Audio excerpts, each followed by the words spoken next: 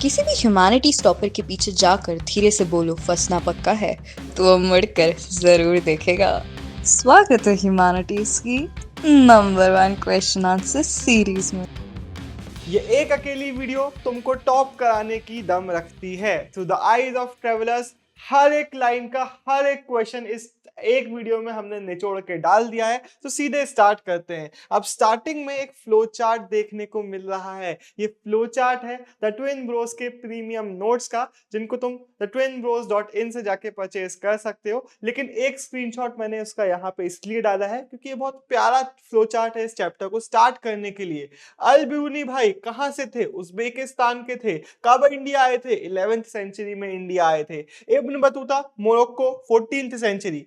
Francois Bernier France 17th century. इन तीनों details का एमसीक्यू आ सकता है। अगर एमसीक्यू नहीं आता तो इस चैप्टर के ऑलमोस्ट किसी भी क्वेश्चन में इनमें से कोई एक डिटेल तुम लिख के आ पाओगे।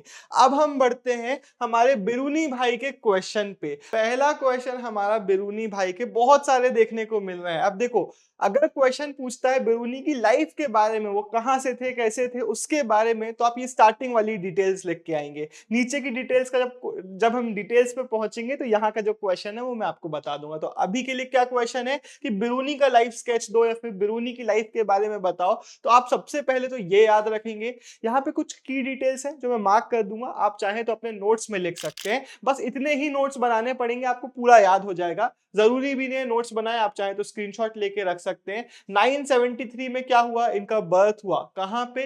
ख्वारिज्म में, यानी कि प्रेजेंट डे उज्बेकिस्तान में। इस टाइम पे जो ख्वारिज्म था ये बहुत इंपॉर्टेंट सेंटर ऑफ लर्निंग था। यहाँ पे बहुत हाई क्वालिटी एजुकेशन बिरूनी को रिसीव हुआ and he was well versed in. ये क्वेश्चन सब क्वेश्चन की तरह आ सकता है। Syriac, Arabic, Persian, Hebrew and Sanskrit, ये अलग अलग लैंग्वेजेस थी। इनमें ये अच्छे वेल वर्स थे, यानी कि इन सारे लैंग्वेजेस के टेक्स्ट वगैरह ये पढ़ रहे थे। ये सारी लैंग्वेजेस इनसे आती थी। ग्रीक जो लैंग्वेज है वो इनसे नहीं आती थी, लेकिन ग्रीक फिलोसोफर जैसे कि प्लेटो हो गए, बाकी लोग हो गए, इनके टेक्स्ट के अरेबिक ट्रांसलेशंस को ये पढ़ रहे थे। अब एक और डेट जो आपको यहां से याद रखनी है, 1017। यहाँ पे होता यह है, ख्वारिज्म पे अटैक कर देता है कौन? सुल्तान महमूद इन्वेड कर देता है ख्वारिज्म को। जब भी आप किसी जगह पे अटैक करते हो तो वहां के जो वेल्थ है उसको आप लेके जाते हो, चीजें उठा के लेके जाते हो। लेकिन स्कॉलर्स वगैरह, पोएट्स वगैरह भी कई बार राजा लोग उठा के ले जाते थे। वही होता है, हमारे बिरूनी भाई को भी एज अ स्कॉलर पकड़ लिया जाता है एंड इनको गजनी में एज अ हॉस्टेज लेके आया जाता है, मतलब पकड़ के बंदी बना के लेके आया जाता है। लेकिन फिर धीरे धीरे गजनी इनको पसंद आने लग जाता है and he spend rest of his life until the age of 70। अपनी डेथ के टाइम तक वो गजनी में रहते हैं। अब गजनी से यहां से स्टार्ट होता है हमारे एक दूसरा सब क्वेश्चन जो हो सकता है आपसे पूछे कि हमारे बिरूनी भाई का इंडिया में इंटरेस्ट कैसे डेवलप हुआ। तो यहां से हुआ, आप लिख के आएंगे कि उनको पकड़ के लाया गया था और यहां से उनका इंडिया में इंटरेस्ट डेवलप हुआ। दो चीजें यहां पे आप लिख के आएंगे। पहली चीज, जो इंडियन टेक्स्ट था, Sanskrit works, astronomy, mathematics, medicine में जो था उसको अरेबिक में ट्रांसलेट किया जा रहा था। एंड एक दूसरी चीज कि अब हमारा जो पंजाब का रीजन है वो भी गजनविद एम्पायर का पार्ट बन चुका है। तो इसके कारण इंडियन पॉपुलेशन का उस पॉपुलेशन के साथ काफी ज्यादा कनेक्शन हो रहा था एंड बिरूनी भाई का भी इंडियन लिंक यहां से स्टार्ट होता है। इसके बाद आप लिख के आना कि बिरूनी भाई ने ब्राह्मण जो प्रीस्ट थे हमारे यहाँ के, उनके साथ काफी ज्यादा टाइम स्पेंड किया, स्कॉलर्स के साथ संस्कृत आके सीखी, हमारे यहाँ के रिलीजियस टेक्स्ट पढ़े, फिलोसफिकल टेक्स्ट पढ़े। अब इनकी जो आइटनरी थी, मतलब इंडिया में इन्होंने कहाँ कहाँ एग्जैक्टली ट्रेवल किया ये तो क्लियर नहीं है, लेकिन हमें पता है कि नॉर्थ इंडिया में, पंजाब के बहुत सारे पार्ट्स में इन्होंने काफी एक्सटेंसिवली ट्रेवल किया। तो बस एक एक भी नहीं, एक, दो और तीन, इतना याद रख लोगे तो पूरा बाकी स्टोरी लाइन है वो तो याद रह ही जाएगा। अब किताबुल हिंद का जब क्वेश्चन आएगा, जब क्वेश्चन पूछेगा बताओ किताबुल हिंद के बारे में आपको क्या पता है, या फिर बताओ आपको बिरूनी के टेक्स्ट के बारे में क्या पता है, तो कैसे भी क्वेश्चन आए, अगर बिरूनी की किताब के बारे में पूछा जा रहा है तो आप चार इंपॉर्टेंट पॉइंट यहां से देखेंगे। पहली चीज कि कौन सी लैंग्वेज में लिखी गई है, अरेबिक लैंग्वेज में लिखी गई है। अल बिरूनी ने कौन सी किताब लिखी है? किताब ul Hind. Simple and lucid है, यानी काफी इजी लैंग्वेज में, सिंपलिस्टिक तरीके से, ल्यूसिड यानी कि काफी क्लियरली इसको लिखा गया है। It is a voluminous text जिसमें हमें 80 चैप्टर्स देखने को मिल जाते हैं अलग अलग सब्जेक्ट्स में, जैसे कि religion and philosophy, festival, astronomy, alchemy, manners and custom, social life, weights and measures, iconography, laws and metrology. अब यहाँ पे इनको भूल जाओगे तो क्या काम चल जाएगा आपका? एक आध अगर भूल गए, मान लेते हैं आपने एल्केमी लिखना छोड़ दिया, चलेगा। एक आध छोड़ दिया तो कोई बहुत बड़ी बात नहीं है, लेकिन फिर भी अगर याद रहते हैं तो ज्यादा एक प्लस पॉइंट है। तो इसलिए इस पूरे आंसर से स्टोरी लाइन है, अगर आप बस इसको एक बार अपनी कॉपी में लिखना चाहें तो लिख सकते हैं, ताकि आप इसको फ्यूचर में रिवाइज कर पाए। अब इसके बाद एक बहुत इंपॉर्टेंट पॉइंट बना के आ जाना कि जनरली बहुत सारे बच्चे ये गलत बना के आते हैं, वो लिखते हैं हमेशा ऐसा होता था, लेकिन नहीं, जनरली नॉट ऑलवेज। जो बेरूनी का टेक्स्ट होता था उसमें हमें हर एक चैप्टर में एक डिस्टिंक्टिव स्टाइल देखने को मिलता है। क्या वो था, उसको एक्सप्लेन करके आना, कि स्टार्ट होता था एक क्वेश्चन के साथ, फिर डिस्क्रिप्शन आता था। लेकिन इसके आगे एक पॉइंट जो बच्चे मिस करते हैं, आप नहीं करोगे, description on the basis of Brahmanical text, and उसके बाद लिखना कि डिस्क्रिप्शन के बाद आता था कंपैरिजन, वो अलग अलग कल्चर्स को कंपेयर कर रहे होते थे। तो ये एक डिस्टिंक्टिव पैटर्न है जो उनके हमें ज्यादातर चैप्टर्स में देखने को मिलता है। एंड हमारे हिस्टोरियंस, एक कंक्लूडिंग पॉइंट आप बना सकते हैं, हमारे हिस्टोरियंस पॉइंट आउट करते हैं जो ज्योमेट्रिक स्ट्रक्चर है, ये इतना ज्यादा अच्छा प्रॉपर स्ट्रक्चर ये जो फॉलो कर रहे थे, मे बी उनके मैथमेटिकल ओरिएंटेशन के कारण ये कर पा रहे थे। तो ये पूरा 3 मार्क के लिए आएगा, इसको आप एक्सप्लेन करके आएंगे। अब हम देखते हैं बहुत इंपॉर्टेंट बतूता का क्वेश्चन आएगा कि बतूता का जो ट्रेवल्स थे वो बहुत ज्यादा डिफिकल्ट थे, हजार्डस थे एंड आर्डुअस। हजार्डस मतलब बहुत रिस्की थे, आर्डुअस मतलब बहुत ज्यादा डिफिकल्ट थे। किसी भी वर्ड्स में क्वेश्चन आ सकता है, ऐसे आ सकता है कि बहुत रिस्की ट्रेवलिंग होती थी उस टाइम पीरियड में, तो कैसे आप एक्सप्लेन करके आओगे? जब ट्रेवल्स और उसका रिस्क फीचर पूछा जाएगा तो आप लिख के आएंगे बतूता भाई का डिस्क्रिप्शन। यहाँ पे कुछ चीजें याद करनी पड़ेगी। 40 डेज का टाइम लगता था मुल्तान टू दिल्ली जाने में, 50 डेज सिंध टू दिल्ली जाने में, दिल्ली दौलताबाद टू दिल्ली जाने में 40 डेज, और ग्वालियर टू दिल्ली जाने में 10 डेज। ये क्या दिखाता है, कितने ज्यादा आर्डुअस होते थे ट्रेवल्स, कितना ज्यादा डिफिकल्ट होता था, कितना ज्यादा टाइम इन्वेस्ट करना पड़ता था। पर सिर्फ इतना ही नहीं, इन लोगों पे अटैक्स भी हो जाते थे, इसलिए ही prefer to travel in caravan. लोगों के साथ वो गधे घोड़ों और बाकी लोगों के साथ ट्रेवल करना प्रेफर करते थे।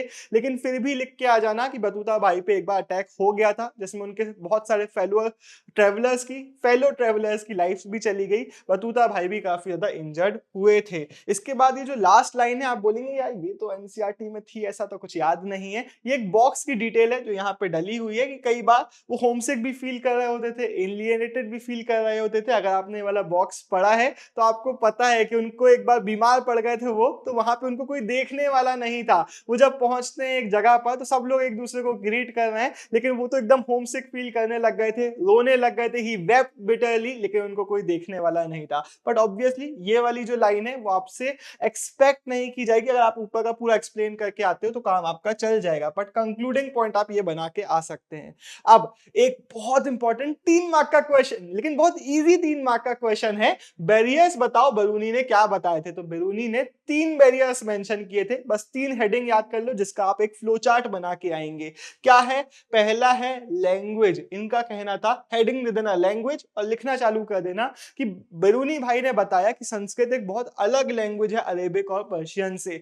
Also it is a very difficult language to understand, and इसलिए इनको एक पहला बैरियर था जो उन्होंने बोला कि लैंग्वेज बैरियर सबसे पहला बैरियर आ रहा है। दूसरा बैरियर इन्होंने बताया कि रिलीजियस बिलीफ्स एंड प्रैक्टिसेस, ये बहुत ज्यादा अलग है यहाँ के कल्चर, यहाँ के रिलीजियस बिलीफ्स एंड प्रैक्टिसेस, ये इनका दूसरा बैरियर था। और तीसरा बैरियर था लोगों का सेल्फ एब्जॉर्प्शन, कि भाई लोग बहुत ज्यादा सेल्फ एब्जॉर्ब्ड है एंड हेंस इंसुलर है, मतलब बाहर की दुनिया में ज्यादा इंटरेस्टेड नहीं है, इनके साथ कल्चर एक्सचेंज नहीं करना चाहते हैं, ज्यादा इंटरेस्टेड इन सारी चीजों में नहीं है। तो ये 3 बैरियर्स इन्होंने बताए। अब एक कंक्लूडिंग पॉइंट है जो कभी कभी क्वेश्चन में ही पूछ लिया जाएगा, तो तब ये इंपॉर्टेंट बन जाएगा, लेकिन आप कंक्लूजन की तरह इसको याद कर सकते हैं। क्या? इवन दो इन्होंने बताया कि ये 3 बैरियर्स हमें फेस करने पड़ रहे हैं, लेकिन फिर भी इंडिया को समझने के लिए, अपनी अंडरस्टैंडिंग डेवलप करने के लिए इन्होंने इंडियन सांस्कृतिक जो ब्राह्मणिकल टेक्स्ट थे उनको ही पढ़ा। तो भाई इससे हमें समझ में आता है कि आप बोल रहे हो कि समझ में नहीं आ रहा है, लेकिन फिर भी आप यूज वही कर रहे हो। तो यहाँ पे कुछ चीजें और याद रख लो, इनके टेक्स्ट में हमें साइटेशंस देखने को मिल जाते हैं ब्राह्मणिक एस्ट्रोनॉमिकल वर्क्स के, वेद के, पुराण के, भगवत गीता के, पतंजलि के वर्क्स के, मनुस्मृति के। तो ये एक एग्जाम्पल है जो आप इस पॉइंट का बना के आएंगे अगर क्वेश्चन आपसे पूछता है तो। अब जैसे हमने बिरूनी का क्वेश्चन देखा था ना कि पूरा उनका लाइफ स्केच देखा था, वैसे ही एक क्वेश्चन बतूता का भी आ सकता है। क्वेश्चन इन वर्ड्स में आएगा, इसके ज्यादा चांसेस हैं कि Battuta was an inveterate traveller, explain the statement, he was a globe trotter. तो आप क्या क्या लिख के आएंगे? आप लिखेंगे कि बतूता की सबसे पहले बुक कौन सी थी? इनकी बुक, उसकी बुक थी किताब उल हिंद, इनकी बुक है रिहिला। रिहिला कौन सी लैंग्वेज में है? अगेन अरेबिक लैंग्वेज में है। इसमें हमें सोशल और कल्चरल लाइफ की बहुत सारी डिटेल्स देखने को मिल जाती हैं।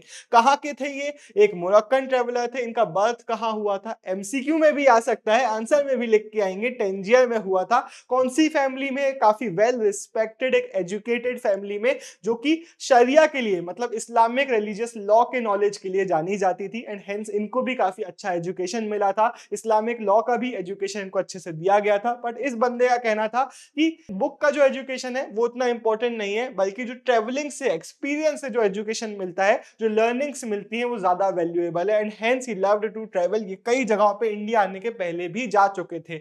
हो सकता है क्वेश्चन ऐसे आए कि वो इंडिया के लिए कब निकले थे और इंडिया आने के पहले कहां कहां जा चुके थे। तो 1332 33 में ये निकले थे इंडिया के लिए, और इंडिया आने के पहले मक्का की पिलग्रिमेज कर ली थी, Syria, Iraq, Persia, Yemen, Oman जैसे अलग अलग रीजन्स पे जा चुके थे, ईस्ट अफ्रीका के पोर्ट्स को विजिट कर चुके थे। इसके बाद बहुत इंपॉर्टेंट डिटेल आती है, बतूता भाई सिंध पहुंचते हैं 1333 में। वहां पे सुनते हैं किसका नाम? मोहम्मद बिन तुगलक का नाम, और सुनते हैं कि भाई सुल्तान ऑफ दिल्ली है, he is a very good pattern of arts and letters. तो वो बोलते हैं कि भाई हम भी इनको जाके विजिट करेंगे। तो मुल्तान और ऊंच से निकलते हुए पहुंचते हैं ये दिल्ली, और जब दिल्ली में ये मिलते हैं हमारे तुगलक भाई से, तो वो काफी ज्यादा इंप्रेस हो जाते हैं, क्योंकि ऑब्वियसली एक स्कॉलर बंदा था। तो इन्होंने बोला कि भैया स्कॉलर बंदा है, इनको उन्होंने एज काजी, एज जज ऑफ दिल्ली अपॉइंट कर दिया। काफी सालों तक ये उस पोजीशन में रहे, लेकिन फिर इनके कुछ पंगे हो गए तुगलक साहब से, तो इनको जेल में डाल दिया गया। लेकिन फिर जब सॉर्ट आउट हुआ, मैटर कॉम्प्रो हुआ, तो वापस से जेल से निकाला गया। एंड इसके बाद एक इंपॉर्टेंट डेट आती है 1342, इनको बोला गया जाओ भैया चाइना में एज एन इन्वॉय बन के और चाइना के लिए रवानगी लेते हैं। लेकिन अब यहाँ पे मैंने अगेन नोट्स का एक स्क्रीनशॉट डाला हुआ है, क्योंकि एक बहुत इंपॉर्टेंट डिटेल, बहुत इंपॉर्टेंट तो नहीं बोलूंगा, बट एक थोड़ी सी कंफ्यूजिंग और थोड़ी सी रट्टा मारने वाली डिटेल हमें देखने को मिल रही है कि बतूता भाई चाइना जाने के पहले कहां कहां भटके थे। तो इसको हम जरा इससे देख लेते हैं। अगर आपको हमारे नोट्स चाहिए thatwithbros.in, अगर आपको कोई भी कंफ्यूजन है नोट से रिलेटेड, तो आपको यहाँ पे शायद यहाँ पे हमारा व्हाट्सएप नंबर मिल रहा हो, उसमें आप मैसेज कर सकते हैं। तो कोई भी डाउट हो मैसेज कर देना। हम देखते हैं डिटेल्स को। 1342 निकलते हैं चाइना के लिए सुल्तान के मैसेंजर बन के। सेंट्रल इंडिया से मलाबार कोस्ट जाते हैं, मालदीव जाते हैं, वहां पे 18 मंथ्स एज काजी सर्व करते हैं। श्रीलंका जाते हैं, फिर मलाबार कोस्ट वापस आते हैं, फिर मालदीव्स वापस जाते हैं, बंगाल असम भी विजिट करते हैं, और उसके बाद एक शिप लेते हैं सुमात्रा के लिए। वहां से जाते हैं क्वांजू, जो कि आज की डेट में वहां से जाते हैं जैतून, जो कि आज की डेट में क्वांजू बुलाया जाता है। एंड वहां पे सबसे नॉर्दर्न बीजिंग रीजन तक भी ये पहुंच जाते हैं, लेकिन उसके बाद वो डिसीजन लेते हैं कि भैया अब चला जाए वापस घर। तो 1347 को अपनी घर वापसी ले लेते हैं। अब यही चीज यहाँ पे वर्ड्स में लिखी हुई है, लेकिन नोट्स में पढ़ना ज्यादा इजी हो जाता है ना, इसलिए मैंने नोट्स का वो डाल दिया था। अब हम एक इंपॉर्टेंट कंक्लूडिंग पैराग्राफ को देख लेते हैं। वो इंपॉर्टेंट इसलिए है क्योंकि इसका खुद का क्वेश्चन एक सब क्वेश्चन बन के कभी कभी आ जाता है। एमसीक्यू में डिटेल्स देखने को मिल सकती है कि हमारे बतूता भाई के टेक्स्ट को किसके टेक्स्ट से कंपेयर किया जाता है। तो मार्को पोलो के साथ कंपेयर किया जाता है। इन्होंने भी चाइना एंड इंडिया को विजिट किया था, एंड ये हमारे वेनिशियन थे, वेनिस से थे, लेट 13th सेंचुरी में हमारे यहाँ पे आए थे। तो इनका एमसीक्यू आया तो टिक लगा के आ जाना। बतूता के बारे में लिखना कि इन्होंने नए कल्चर के बारे में, लोगों के बारे में, इंडिया के बारे में बहुत कुछ एक्सप्लेन किया। अब हम आते हैं बिरूनी के कास्ट सिस्टम की डिटेल को देखने के लिए। इसका देखो, ये सारे जो क्वेश्चंस है ना, इनका 3-3 मार्क का क्वेश्चन भी आ सकता है, एक कंबाइंड क्वेश्चन 8 मार्क्स के लिए भी आ सकता है। तो इस टॉपिक को ऐसे ही देखना कि हर एक टॉपिक हमें क्लियर होना चाहिए। तो अब हमने देख लिया, बाकी उसके हमने उसको देख लिया, बतूता के 1-2 डिस्क्रिप्शन को। अब हम देखते हैं बिरूनी ने कास्ट सिस्टम के बारे में क्या बोला? इसके पास्ट में बहुत सारे क्वेश्चंस आए हुए हैं, अलग अलग वर्ड्स में एक ही चीज पूछी जाती है। जैसे ही आपको कास्ट सिस्टम दिख जाए ट्रेवलर्स वाले चैप्टर का, तो याद रखना यही डिटेल्स आप लिख के आएंगे। तो कैसे भी वर्ड्स में आए, क्या एक्सप्लेनेशन इन्होंने दिया? बिरूनी ने कास्ट सिस्टम को, इंडिया के कास्ट सिस्टम को एक्सप्लेन करने के लिए पैरेलल्स को ढूंढने की कोशिश करी। मतलब क्या, इन्होंने बोला कि वो सोसाइटी में भी ऐसी ही चीज चल रही है देखो। तो उन्होंने एग्जांपल दिया पर्शिया का कि भाई देखो वहां पे भी ऐसा ही 4 कैटेगरीज का सिस्टम था, जहां पे 4 कैटेगरीज, एक थी नाइट्स एंड प्रिंसेस की, दूसरी थी मॉन्क्स, फायर प्रीस्ट और लॉयर्स की, फिर फिजिशियंस, एस्ट्रोनॉमर्स और साइंटिस्ट की, और फाइनल कैटेगरी पेजेंट्स और आर्टिजन्स की। जैसे इंडिया का 4 फोल्ड सिस्टम था, वैसा ही सिस्टम इन्होंने एंशिएंट पर्शिया का बता दिया। ये पॉइंट आप लिखेंगे। फिर आप लिख के आएंगे कि इन्होंने बेसिकली पॉइंट आउट किया कि इंडिया में जो सोशल डिवीजन है ये इंडिया का यूनिक चीज नहीं है। लेकिन फिर इन्होंने बोला कि इस्लाम में ऐसा नहीं होता, इस्लाम में सबको इक्वली देखा जाता है। The only difference being the observance of piety, कौन कितना डिवाउट है वो एक डिफरेंशिएटर होता है, लेकिन सारे इस्लामिक लोगों को इक्वली देखा जाता है। तो ये उनका कहना था। इसके बाद आप लिखेंगे ब्राह्मणिकल जो डिस्क्रिप्शन था कास्ट सिस्टम का, इसमें जो पोल्यूशन की बात की थी, हो सकता है क्वेश्चन यही बात पूछ ले कि कैसे इन्होंने नोशन ऑफ पोल्यूशन को रिजेक्ट किया। तो आप लिखेंगे कि इन्होंने इसको डिसअप्रूव किया। इनका कहना था हर एक चीज जो इम्प्योर होती है इस नेचर में, वो वापस से प्योरिटी को अटेन कर लेती है। जैसे कि sun cleanses the air, salt prevent the sea water from getting polluted, and basically ये पॉइंट आउट कर रहे थे कि अर्थ की हर एक चीज वापस से इम्प्योर हो सकती है। जो नोशन ऑफ पोल्यूशन है बिल्कुल बिल्कुल गलत है, एंड लॉज ऑफ नेचर के अगेंस्ट है Brahmanical notion of pollution. Terms and conditions applied only if you comment. अब बतूता भाई का एक क्वेश्चन यहां से आएगा कि इन्होंने इंडियन सोसाइटी को ऐसे क्यों बोला कि they are full of opportunities, या फिर इन्होंने दौलताबाद के क्या बारे में क्या बोला, सिटीज के बारे में क्या बोला। तो जब बतूता और सिटीज साथ में देखने को मिल जाए, फुल ऑफ अपॉर्चुनिटीज साथ में देखने को मिल जाए, तो ये वाला आंसर पूरा आप याद रखेंगे। बतूता की पहली लाइन यही है कि हमारा इंडियन सबकॉन्टिनेंट है वो फुल ऑफ एक्साइटिंग अपॉर्चुनिटीज है। जिनके पास भी नेसेसरी ड्राइव है, रिसोर्सेज है, स्किल्स है, अगर आपके पास ये सब है, आप काम ढूंढना चाहते हैं, कुछ करना चाहते हैं, तो आपको मिलेगा। आपके पास इस सोसाइटी में सारी अपॉर्चुनिटीज हैं। सोसाइटी कैसी है? बहुत ज्यादा डेंसली पॉपुलेटेड हमारे सिटीज हैं, एंड प्रॉस्पेरस भी हैं। बीच बीच में वॉर्स एंड अटैक्स हो जाते हैं, बट ओवरऑल काफी डेंसली पॉपुलेटेड है, प्रॉस्पेरिटी भी काफी ज्यादा अच्छी है। तो क्वेश्चन आपसे क्या पूछ रहा है? सिटी लाइफ के बारे में पूछ रहा है। इन्होंने क्या बताया, सिटीज के बारे में क्या बताया, तो ये डिस्क्रिप्शन आप लिखेंगे। क्राउडेड सिटीज आप लिखेंगे, कलरफुल एंड ब्राइट मार्केट्स आप लिखेंगे कि बहुत सारे गुड्स रहते थे, ये इन्होंने बताया। इन्होंने बोला कि दिल्ली इज इंडिया की बहुत वास्ट सिटीज, बहुत great population, may be largest in India, लेकिन दौलताबाद इज नो लेस। इसके बारे में इन्होंने डिस्क्रिप्शन दिया कि दौलताबाद भी दिल्ली जितना ही बड़ा हमें देखने को मिलता है। इसके बाद बाजार के बारे में क्वेश्चन अक्सर ऐसे ही आता है कि हमारे इंडिया के बाजार के बारे में बतूता भाई ने क्या बोला। तो इन्होंने बताया कि इकोनॉमिक ट्रांजैक्शंस तो होते ही थे, लेकिन जो बाजार थे वो सोशल लाइफ का, कल्चरल एक्टिविटीज का भी एक इंपॉर्टेंट हब थे। बाजार में मॉस्क और टेंपल देखने को मिल जाते हैं, डांसर्स, म्यूजिशियंस और सिंगर्स के लिए प्लेसेस देखने को मिल जाती है, मार्क्ड। और बतूता भाई ने बताया कि इंडिया का जो एग्रीकल्चर था वो बहुत ज्यादा प्रोडक्टिव था। यहाँ पे जो फार्मर्स थे वो 2 क्रॉप्स भी और कई बार ज्यादा भी कल्टीवेट कर लिया करते थे। अब बतूता भाई ने ये नहीं बताया है कि वेल्थ आ कहां से रही थी। तो हमारे हिस्टोरियंस ने अपने एनालिसिस किया, उन्होंने बताया कि मे बी जो सिटीज की इतनी ज्यादा वेल्थ थी, इतनी ज्यादा जो प्रॉस्पेरिटी थी, वो यहाँ से आ रही थी क्योंकि ये लोग they would appropriate the surplus from the villages. ये एग्जैक्ट लाइन आप लिख के आ सकते हैं, वो विलेजेस से सरप्लस हड़प लिया करते थे, इसलिए शायद जो सिटीज थे उनको बहुत ज्यादा उनके बाजार वगैरह लाइवली हुआ करते थे क्योंकि सरप्लस पूरा विलेज से वहां पे आ रहा था। लास्ट पॉइंट आप ये भी लिख के आ सकते हैं कि हमारा जो इंडियन सबकॉन्टिनेंट था वो इंटर एशियन ट्रेड नेटवर्क में पूरा इंटीग्रेट हो चुका था, पूरा ट्रेडिंग वगैरह भी अपने सबकॉन्टिनेंट में कर रहा था। यहाँ पे आता है एक और बतूता का क्वेश्चन जो उन्होंने पोस्टल सिस्टम के बारे में डिस्क्रिप्शन दिया उसका, एंड ये भी एक सब क्वेश्चन बन के आ सकता है। इसकी डिटेल्स आपसे क्वेश्चन में पूछी जा सकती है, किसी भी वर्ड्स में आए बतूता एंड पोस्टल सिस्टम, ये है आपका डिस्क्रिप्शन। इसलिए मुझे लगता है ये चैप्टर के क्वेश्चंस ना मैटर ही नहीं करता कि कौन से वर्ड्स में आ रहे हैं, कैसे आ रहे हैं, आपको बस कीवर्ड्स पता होना चाहिए और उन कीवर्ड्स की सारी डिटेल्स पता होना चाहिए। तो आप लिख के आएंगे कि इन्होंने बताया कि जो स्टेट थी वो स्पेशल मेजर्स लेती थी मर्चेंट्स को हेल्प करने के लिए और इनको ट्रेडिंग में इंकरेज करने के लिए, एंड हेंस हमें बहुत सारे इन्स एंड गेस्ट हाउसेस देखने को मिल जाते हैं पूरे हमारे ट्रेड रूट्स पे।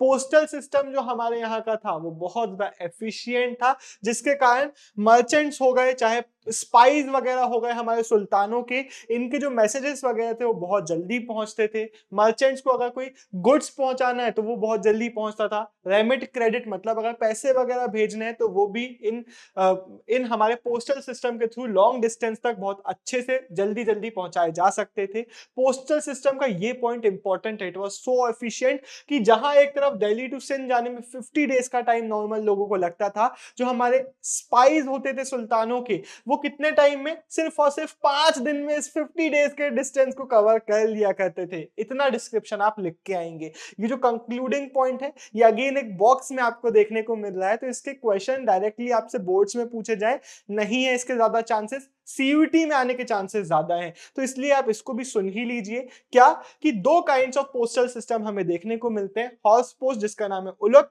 और हमारे फुट पोस्ट जिसका नाम है दवा। दवा के बाद फुल स्टॉप। अब यहां पे मेरा आपसे क्वेश्चन ये है कि हॉर्स पोस्ट ज्यादा फास्ट है या फिर फुट पोस्ट ज्यादा फास्ट है? तो जो भी आपका आंसर है आप मुझे कमेंट में बताएंगे। वन वर्ड आंसर मत देना, एक्सप्लेन भी करना कि ऐसा क्यों है जो भी आपका आंसर है, तो ये आप मुझे कमेंट में बताएंगे। अब हम बढ़ते हैं हमारे तीसरे हीरो के ऊपर, actually kind of a villain, Francois Bernier. इसके बारे में क्वेश्चन आ सकता है, लेकिन पहले हम एक दूसरा क्वेश्चन देख रहे हैं। क्वेश्चन कभी कभी ऐसे भी आ जाता है कि बताओ 1500 के बाद, 16th सेंचुरी के बाद बहुत सारे अलग अलग लोग आ रहे थे, बहुत सारे यूरोपियंस इंडिया में आ रहे थे, उनके डिस्क्रिप्शन को दो। तो ऐसे क्वेश्चन आ सकता है, या फिर इन लोगों का नाम लिखा आ सकता है कि बारबोसा, टवर्नियर, मनुची, इनके बारे में लोगों के, इन मनुक्की के बारे में बताओ। तो ऐसे जब अलग अलग नाम्स देखने को मिलेंगे तो एक पूरा पैराग्राफ है जो आपको याद होना चाहिए। पहली लाइन है कि 1500 के बाद बहुत सारे पोर्टुगीज थे जो इंडिया में आना चालू कर रहे थे, बहुत सारे यूरोपियंस इंडिया में आ रहे थे। तो पहला पॉइंट आप ये लिख के आएंगे, और इन लोगों ने भी इंडिया के कस्टम्स और रिलीजियस लाइफ के बारे में काफी कुछ लिखा। फिर आप लिखेंगे, हेडिंग आप बना सकते हैं जिसुइट रॉबर्टो नोबली, और इनके बारे में लिखना कि इन्होंने क्या किया, इंडियन टेक्स्ट को यूरोपियन लैंग्वेजेस में कन्वर्ट करने का काम किया। कन्वर्ट कर ओहो मजा ही आ गया, तो क्या ही बोल दिया है हमने, जिसको समझ में आया तो आया, नहीं आया तो नहीं आया। फिर आते हैं हमारे बारबोसा भाई, ये Portuguese, best known Portuguese writer थे। इन्होंने इंडिया की, साउथ इंडिया की ट्रेडिंग कंडीशंस के बारे में बहुत कुछ अपने टेक्स्ट में लिखा। इनके बारे में हम चैप्टर नंबर 7 में ज्यादा बातें करेंगे। फिर 1600 के बाद डच, इंग्लिश और फ्रेंच ट्रेवलर्स बहुत सारे आ रहे थे। तवर्नियर भाई जो थे हमारे, इन्होंने इंडिया को एटलीस्ट 6 टाइम्स विजिट किया। ही वॉज काफी फैसिनेटेड इंडिया की ट्रेडिंग कंडीशंस को देखकर। एंड मनुक्की एक इटालियन डॉक्टर थे। अब इन सारे लोगों का ऐसा एमसीक्यू आ सकता है, किसने 6 टाइम्स विजिट किया एटलीस्ट, या फिर मनुक्की क्या थे? तो आपको पता होना चाहिए ये एक इटालियन थे और एक डॉक्टर भी थे, एंड इंडिया में आके बस गए थे, कभी वापस यूरोप गए ही नहीं। फ्रांसवा बर्नियर हमारा मेन कैरेक्टर है इस चैप्टर का।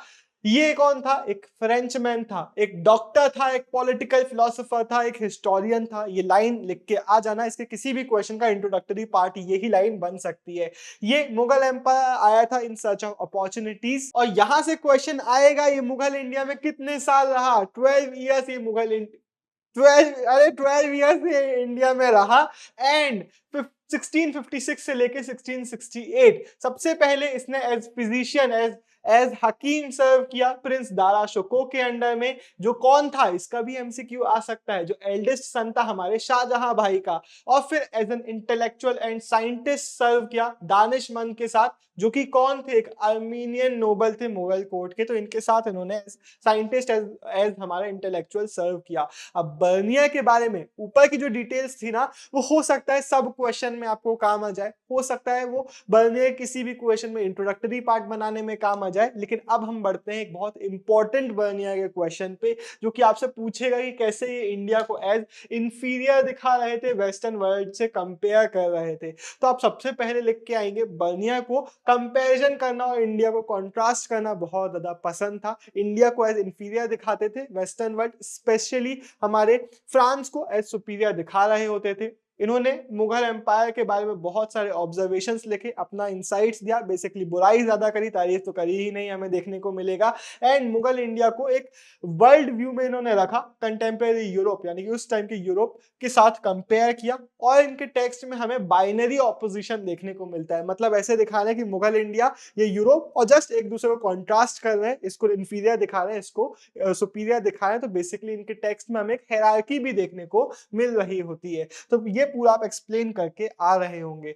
अब हम बढ़ते हैं एक ऐसे क्वेश्चन पे जो कई बार रिपीट हुआ है, बहुत बार आया है, जो पूछेगा कि क्राउन ओनरशिप ऑफ लैंड के बारे में बताइए, बर्निया ने प्राइवेट प्रॉपर्टी के बारे में क्या बोला उसके बारे में बताइए, मुगल इंडिया का व्यू दीजिए, तो उसमें भी आप ये पॉइंट आप एक्सप्लेन करके आएंगे। तो क्राउन ओनरशिप ऑफ लैंड के बारे में या फिर non existence of private property के बारे में क्वेश्चन आएगा, ये पूरी डिटेल्स आपको पता होना चाहिए। बर्निया का कहना क्या बन रहा था कि इंडिया में सिनेरियो ये है कि क्राउन ओनरशिप है, मतलब लोगों का खुद का लैंड नहीं है, बल्कि सारा लैंड किसको बिलोंग करता है, क्राउन के हाथों में, मुगल रूलर के हाथों में बिलोंग करता है। एंड हेंस इंडिया में इंप्रूविंग लैंडलॉर्ड्स की कैटेगरी जो हमारे वेस्टर्न वर्ल्ड में, यूरोप में क्रिएट हुई थी, कि कुछ लोग थे जो अपने लैंड को इंप्रूव करने के लिए इन्वेस्टमेंट कर रहे थे, वो इंडिया में नहीं हो पाया है। एंड हेंस ये जो क्राउन ओनरशिप है, जो प्राइवेट प्रॉपर्टी की इन एग्जिस्टेंस है, इसके कारण इंडिया में एकदम रुइनेशन हो रहा है। इसके कारण एग्रीकल्चर भी ग्रो नहीं कर रहा है, ऑपरेशन हो रहा है लोगों का, एंड पूरा जो लिविंग स्टैंडर्ड है इंडिया का वो एकदम डिक्लाइन में है। सिर्फ और सिर्फ जो एरिस्टोक्रेटिक नोबिलिटी, एकदम टॉप पीक लेयर है हमारी इंडियन सोसाइटी की, राजा हो गए, उसके आसपास के लोग हो गए, सिर्फ वो ही लोग अच्छे से लाइफ जी रहे हैं, बाकी सब लोग इंडिया में सफर कर रहे हैं, ये इन्होंने बताया। मुगल किंग के बारे में इन्होंने क्या बोला कि मुगल एम्पायर का जो किंग है, he was a king of beggars and barbarians. यहाँ की जो सिटीज हैं ये कंटेमिनेटेड है इल एयर से, बेसिकली पूरी बीमारियां यहाँ पे फैल रही है, and overspread with bushes and full of pestilential marshes. मतलब क्या कि बुशेस वगैरह उग रही है, कोई चेकिंग नहीं है, कोई मेंटेनेंस यहाँ पे नहीं हो रहा है, यहाँ पे पेस्टिलेंशियल मारिशेस मतलब कीचड़ वगैरह हर जगह पे, पानी वगैरह भरा हुआ है, बीमारियां बहुत सारी फैल रही हैं। तो ये जो कुछ वर्ड्स हैं, इल एयर लिख के आना, ओवरस्प्रेड विथ बुशेस लिख के आना, फुल ऑफ पेस्टिलेंशियल मारिशेस लिख के आना, ये कुछ वर्ड्स लिख के आ पाओगे तो आपका आंसर एकदम टॉप क्वालिटी लगेगा। और ये सारी चीजें जो हो रही है, गंदी चीजें, किसके कारण हो रही है, ये क्राउन ओनरशिप ऑफ लैंड के कारण हो रही है। लेकिन जो मुगल ऑफिशियल डॉक्यूमेंट है ये हमें एक अलग पिक्चर बताते हैं। मुगल डॉक्यूमेंट्स में ऐसा नहीं बोला गया है कहीं पे भी कि सारी ओनरशिप जो है वो क्राउन की है। तो इससे हमें क्या समझ में आता है कि भाई हर वो चीज जो ये बोल रहे थे वो सही नहीं थी। अबुल फजल के टेक्स्ट के थ्रू हमें पता चला है कि जो पैसा लिया जाता था, it was a remuneration of sovereignty. ये ऐसे नहीं है कि पूरा लैंड हमारा है, हम आपको अपने लैंड में काम करा रहे हैं, नहीं नहीं नहीं नहीं नहीं, ऐसा नहीं होता था। बल्कि मुगल वर्ल्ड की जो थिंकिंग थी वो उस टाइम पीरियड में तो इस तरीके की हुआ करती थी कि भैया राजा जी हैं तो आप उनके अंडर में, उसके बदले में आप उनको कुछ पैसा दे रहे होंगे, तो ये तो आपका एक ऑब्लिगेशन है। और इस तरीके से इसको देखा जाता था, as a remuneration of sovereignty देखा जाता था। हम आपको सर्विसेज प्रोवाइड कर रहे हैं, आपकी प्रोटेक्शन वगैरह भी प्रोवाइड कर रहे हैं, तो इस तरीके से देखा जाता था। वहां पे कहीं पे भी ये बात नहीं थी कि हमारा लैंड है इसलिए आप हमको पैसा दे रहे हो, इसलिए हम आपसे सब कुछ छीन ले रहे हैं। अब लेकिन बर्निया का जो टेक्स्ट था वो वेस्टर्न वर्ल्ड के जो थिंकर्स थे उनको इन्फ्लुएंस कर रहा था। क्वेश्चन कभी कभी इजी आ सकता है इस टॉपिक से, कभी कभी डिफिकल्ट क्वेश्चन फ्रेमिंग यहां से हो सकती है। बहुत सारे लोगों से इस क्वेश्चन का आंसर करते नहीं बनता है। क्वेश्चन देखो दो तरीके से आएगा, एक पूछेगा कि बर्निया का वेस्टर्न थिंकर्स पे जो इंपैक्ट था उसको एक्सप्रेस करो। दूसरा एक इजियर क्वेश्चन होगा कि बर्निया ने कैसे अलग अलग थिंकर्स को इंपैक्ट डाला, मॉन्टेस्क्यू और कार्ल मार्क्स के जो टेक्स्ट थे उनके बारे में डिस्क्रिप्शन दो। तो ऐसे क्वेश्चन आएगा तो थोड़ा इजी आपको समझ में आ जाएगा कि यहां से लिखना है। लेकिन अगर ऐसे नहीं आता है और क्वेश्चन ऐसे आता है कि बताओ कि बाकी लोगों को कैसे इनका जो टेक्स्ट था, बर्निया का जो डिस्क्रिप्शन था वो इन्फ्लुएंस कर रहा था, तो भी आप यहां से डिटेल्स देंगे। अब सबसे पहले क्या है, एक क्वेश्चन है मॉन्टेस्क्यू का। ये कहां के थे, ये फ्रेंच फिलोसोफर थे, एमसीक्यू। एंड इन्होंने बर्निया के डिस्क्रिप्शन से इन्फ्लुएंस होकर अपना आइडिया ऑफ ओरिएंटल डिस्पोटिज्म लिखा। हेडिंग बना देना, oriental, idea of oriental despotism.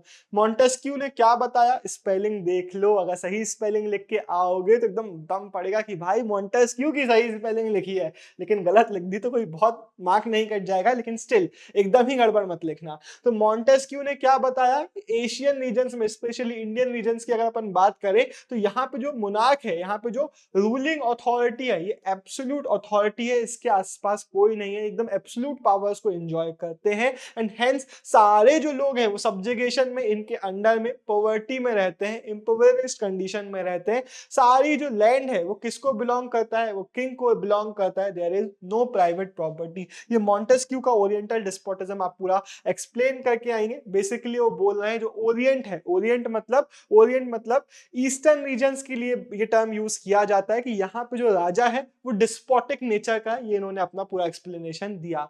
इसके बाद कार्ल मार्क्स के टेक्स्ट के बारे में लिख के आएंगे। इन्होंने the idea of Asiatic mode of production में इसी आइडिया को थोड़ा सा फर्दर एक्सप्लेन किया, जिसमें इन्होंने बताया कि जो सरप्लस पूरा का पूरा यहाँ पे हमारे इंडियन और बाकी यहाँ के एशियन रीजन्स में हो रहा है, it is appropriated by the state. ये पूरा का पूरा जो स्टेट है, जो रूलिंग पावर है, वो हड़प लेती है। तो यहाँ पे दो वर्ड्स आपको याद रखना है कि बहुत सोसाइटी में ह्यूज नंबर्स में ऑटोनॉमस एंड इजैलिटेरियन, ये दो वर्ड्स लिखना, और लिखना कि ऑटोनॉमस और इजैलिटेरियन विलेज कम्युनिटीज डेवलप हो गई हैं। इसका मतलब मैं फटाक से समझा देता हूं।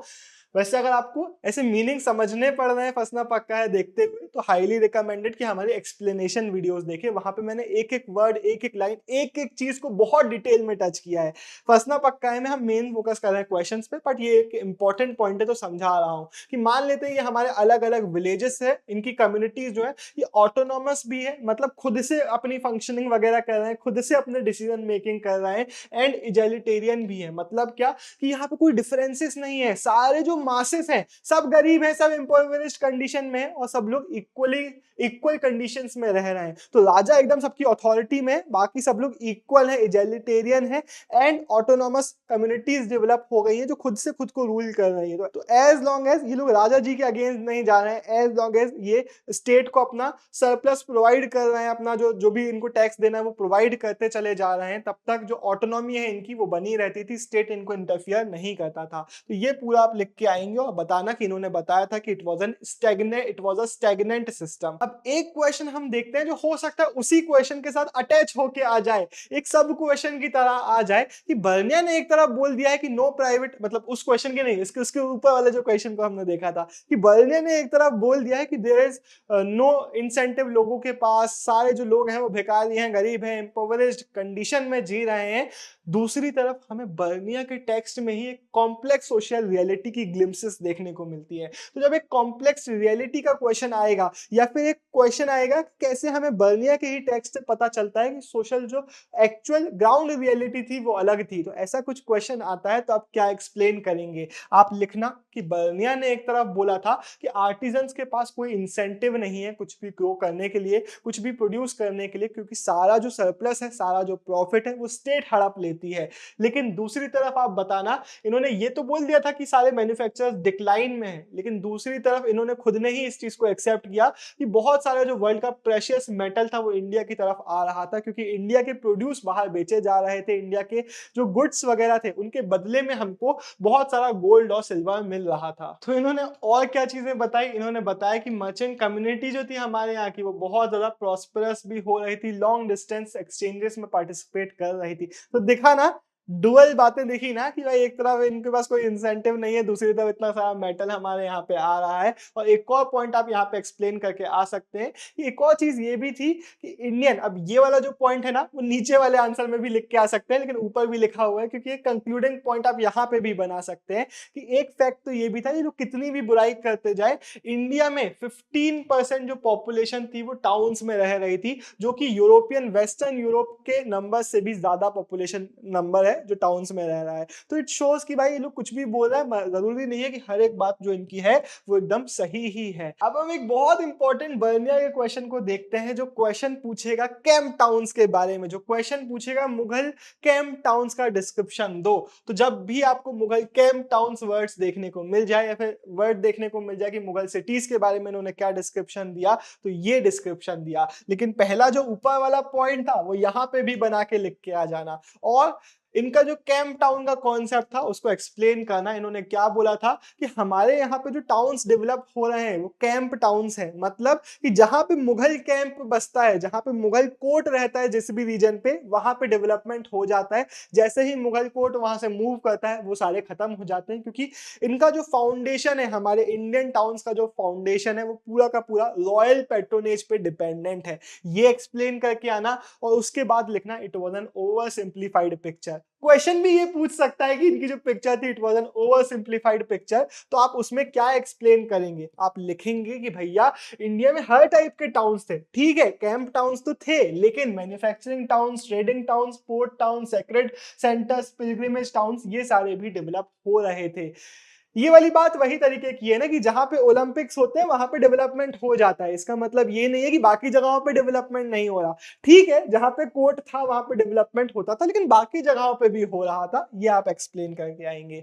फिर आप इन्होंने जो ये ओवर सिंप्लीफाइड पिक्चर बना दी थी ना कि सारे लोग एजेलिटेरियन है, सारे लोग एकदम सेम है, इक्वल है, ऐसी लाइफस्टाइल जी रहे हैं, ये भी बात सही नहीं थी। एंड दूसरी बात ये भी थी कि बहुत सारी अलग अलग प्रोफेशनल कम्युनिटीज थी जो इंडिया में डेवलप हो रही थी। एक चीज क्या है, आप मर्चेंट्स के बारे में लिखेंगे कि भाई हमें मर्चेंट्स की कम्युनिटीज देखने को मिल जाती हैं जो कि किन टाइज के बेसिस में ऑर्गेनाइज की जा रही थी। इनके ऑर्गेनाइजेशन हमें देखने को मिल जाते हैं, जैसे कि इनके ग्रुप्स महाजन, जिनका चीफ कौन होता था, एमसीक्यू में आ सकता है, सेठ। और इनको बड़े बड़े अर्बन सेंटर्स में जैसे कि अहमदाबाद हो गया, वहां पे महाजन को कलेक्टिवली कौन रिप्रेजेंट करता था, इनका चीफ, जिसको बुलाया जाता था नगर सेठ। लेकिन सिर्फ मर्चेंट्स नहीं, हो सकता है क्वेश्चन प्रोफेशनल क्लासेस जो अलग अलग हमारे मुगल वर्ल्ड में थी उसके बारे में पूछ ले, तो मर्चेंट्स लिख के आना, और लिख के आना कि टीचर्स, मुल्ला वगैरह हो गए, ये भी थे, वकील भी थे, पेंटर्स, आर्किटेक्ट्स, म्यूजिशियन, कैलीग्राफर्स, ये सारे अलग अलग क्लासेस थे जो हमारे यहाँ पे इमर्ज हो रहे थे। और एक पॉइंट लिख के आना कि हाँ, इनमें से कुछ लोग हमारे रॉयल इंपीरियल हाउस होल्ड को सर्व करते थे, लेकिन बहुत सारे लोग बाजार में सर्व ऑर्डिनरी लोगों को भी सर्व कर रहे होते थे, या फिर बाकी रिच एलीट्स को भी सर्व कर रहे होते थे। ये आपका कंक्लूडिंग पॉइंट बन सकता है। अब इसका क्वेश्चन डायरेक्ट आने के चांसेस थोड़े कम है, लेकिन अब हम आखिरी फ्यू क्वेश्चंस पे आ रहे हैं। एक क्वेश्चन आपसे पूछेगा स्लेव्स के बारे में, या फिर हो सकता है क्वेश्चन आपसे पूछ ले कि कैसे सोशल इनइक्विटीज जो होती थी उनको एज नेचुरल देख लिया जाता था, फॉर ग्रांटेड ले लिया जाता था। अलग अलग तरीकों से क्वेश्चन आ सकता है, लेकिन जब भी इनइक्विटीज का क्वेश्चन आए, इनइक्वालिटीज का क्वेश्चन आए, या फिर स्लेव्स का क्वेश्चन आए, तो यहां से आप डिस्क्रिप्शन देंगे। पहली लाइन यही लिखना, ट्रेवलर्स कभी कभी सोशल इनइक्विटीज को फॉर ग्रांटेड ले लेते थे, as natural state of affairs देखने लग जाते थे कि अरे हमारे यहाँ पे भी तो नौकर बिक रहे थे, यहाँ पे भी स्लेव्स बिक रहे हैं, ये तो नॉर्मल चीज है, ये तो नेचुरल चीज है। पहली चीज ये होती थी। आप लिखेंगे कि हमारे यहाँ पे जो स्लेव्स थे वो मार्केट्स में बहुत कॉमनली ऑर्डिनरली बेचे जाते थे, एंड कई बार गिफ्ट्स की तरह भी दिया जाता था इनको। ये लिखने के बाद एग्जाम्पल लिखना इंपॉर्टेंट है कि अब्न बतूता जब हमारे सिंध पहुंचे थे तो हॉर्सेस, कैमल्स के साथ इन्होंने स्लेव्स खरीदे थे तुगलक को गिफ्ट करने के लिए। जब गवर्नर मुल्तान के मिलने जा रहे थे गवर्नर से, तो उस मुल्तान के गवर्नर को एक स्लेव हॉर्स, रेजिन्स और आलमंड साथ में दिए थे कि भाई 1 किलो आलमंड्स दे दो और 1-2 नौका दे दो। इस तरीके से जो स्लेव्स थे वो हमारे मार्केट में बिका करते थे।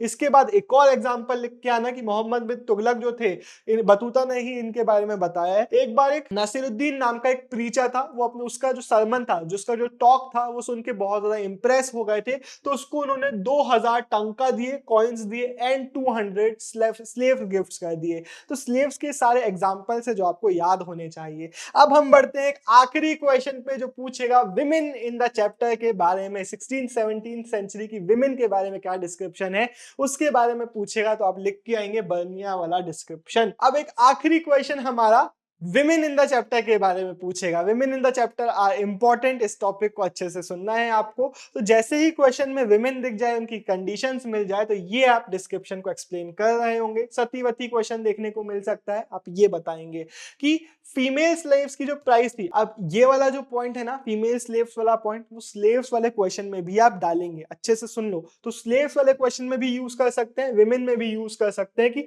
डोमेस्टिक लेबर के लिए जो फीमेल स्लेव्स मिलते थे उनके प्राइसेस बहुत ज्यादा लो होते थे। हो सकता है क्वेश्चन आपसे पूछे कि स्लेव्स में कैसे डिफरेंशिएशन होता था, उसको एक्सप्लेन करो, तो ये चीज आप लिख के वहां पे भी आ सकते हैं। एक पॉइंट आप लिख के जरूर आएंगे, यूरोपियन ट्रेवलर्स एंड राइटर्स ने बताया कि जो ट्रीटमेंट ऑफ विमेन है वो एक की डिफरेंशिएटर है यूरोप और इंडिया की विमेन की ट्रीटमेंट को लेके। इंडिया और यूरोप की कंडीशंस में एक बहुत बड़ा डिवाइड हमें देखने को मिल रहा है, ये इन्होंने पॉइंट आउट किया। अब जैसे कि मैंने बोला, स्लेव्स में भी हमें डिफरेंशिएशन देखने को मिलता है। तो ये वाला जो क्वेश्चन है वो मैं आपके होमवर्क के लिए दे रहा हूं, उसका आंसर आप हमारे टेलीग्राम ग्रुप पे डालेंगे। कहां पे आप जाएंगे, हमारे डिस्क्रिप्शन में आपको लिंक मिल जाएगा, या फिर आप हमारे टेलीग्राम में जाके सीधे the twin Bros humanities search करेंगे तो हमारा पेज आपको देखने को मिल जाएगा। ह्यूमैनिटीज की एक बहुत बड़ी कम्युनिटी है, सबसे प्यारी, सबसे बड़ी एक कम्युनिटी है। वहां पे आप यही आंसर एक्सप्लेन करेंगे अपने वर्ड्स में कि हमें इंडिया में इन्होंने बताया कि स्लेव्स में भी डिफरेंशिएशन देखने को मिल जाता है, तो उसको आप एक्सप्लेन करेंगे, अपना आंसर लिखेंगे और भेजेंगे। मैं भी वहां पे चेक करने के लिए आऊंगा, आप मुझे टैग कर सकते हैं। तो फाइनल हम फ्यू पॉइंट्स में यहाँ पे बढ़ लेते हैं। हमारे जो बर्नियर भाई थे उन्होंने सती की प्रैक्टिस को एक्सप्रेस अपने वर्ड्स में किया। तो उन्होंने क्या बताया कि कुछ जो विमेन थी वो इम्ब्रेस करती थी डेथ को, बहुत चीयरफुली सती को एक्सेप्ट करती थी। बहुत सारी विमेन को फोर्स किया जाता था सती करने के लिए। विमेन का जो लेबर था उसको यूज किया जाता था सोसाइटी में, and agriculture and non agricultural activities में भी जो विमेन थी वो पार्टिसिपेट करती थी। मर्चेंट फैमिलीज को जो विमेन हुआ करती थी वो लोग कमर्शियल एक्टिविटीज में पार्टिसिपेट किया करती थी। कई बार कमर्शियल डिस्प्यूट्स को भी कोर्ट में लेके खुद ही भी जाया करती थी।